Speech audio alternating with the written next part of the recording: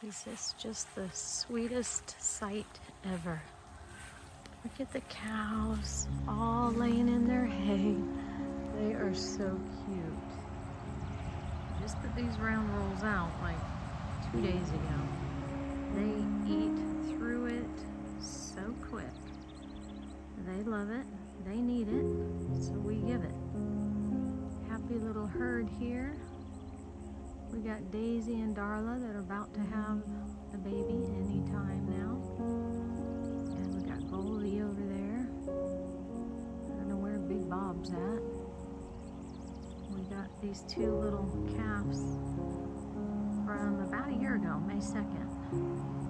One there, and then there's another one that's a twin. They were born like 2 days apart. Happy little herd. Enjoying their afternoon. Do horses ever lay down with the cattle? Actually, they do. Goldie lays down just about on the daily. She'll lay down for about 45 minutes, which I think is average for horses to lay down a day. But I do know that some horses lay down more than others. Ours here, Goldie, she is definitely one that lays down more so than the other horses that we've had. And she's about to get up. There she goes. And that in the back there looks like Big Bob.